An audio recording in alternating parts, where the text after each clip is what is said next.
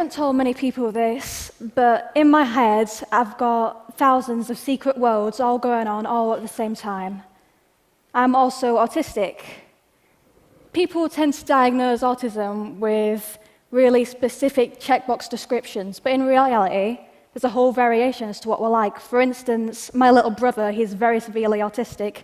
He's nonverbal, he can't talk at all, but I love to talk. People often associate autism with liking maths and science and nothing else, but I know so many autistic people who love being creative. But that is a stereotype, and the stereotypes for things are often, if not always, wrong. For instance, a lot of people who think autism and think Rain Man immediately. That's the common belief that every single autistic person is Dustin Hoffman, and that's not true. But that's not just with autistic people either. I've seen it with LGBTQ people, with women, with POC people. People are so afraid of variety that they try and fit everything into a tiny little box with really specific labels. Like, this is something that actually happened to me in real life. I Googled autistic people are, and it comes up with suggestions as to what you're going to type. I Googled autistic people are, and the top result was demons. That is the first thing that people think when they think autism. They know.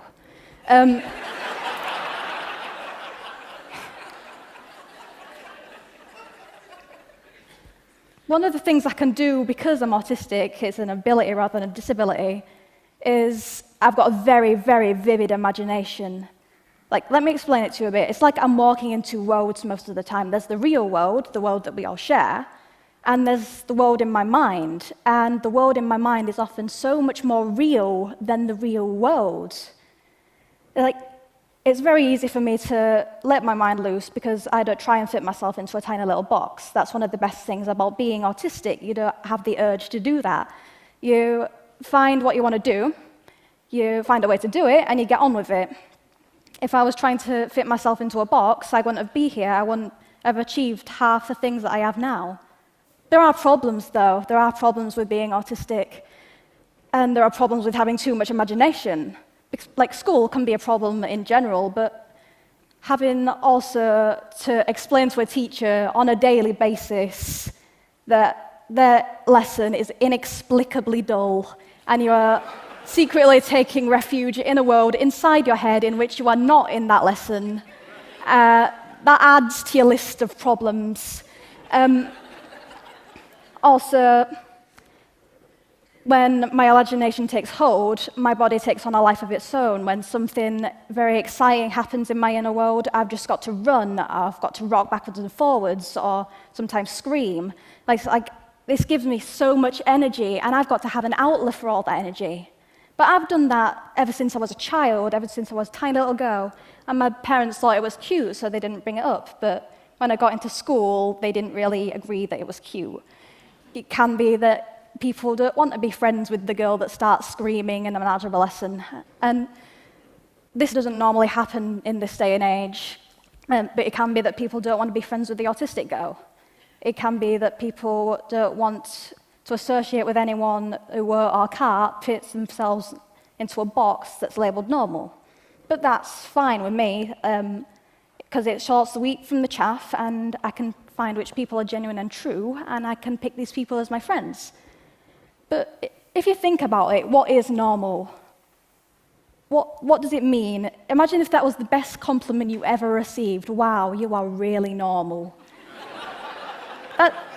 Compliments are, you are extraordinary, or you step outside the box, you're amazing. So if people want to be these things, why are so many people striving to be normal? Why are people pouring their brilliant individual light into a mold?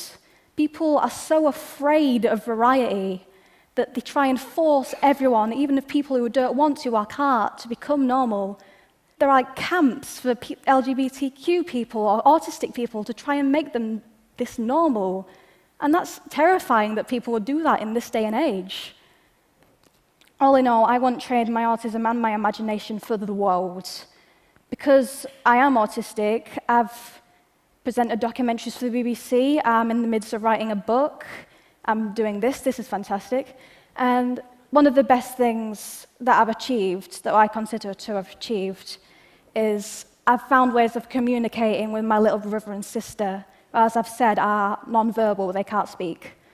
And people would often write off someone who's non-verbal, but that's silly because my little brother and sister are the best siblings that you could ever hope for. They're just the best, and I love them so much, and I care about them more than anything else. I'm going to leave you with one question. If we can't get inside the person's mind, no matter if they're autistic or not, instead of punishing anything that strives from normal, why not celebrate uniqueness and cheer every time someone unleashes their imagination? Thank you.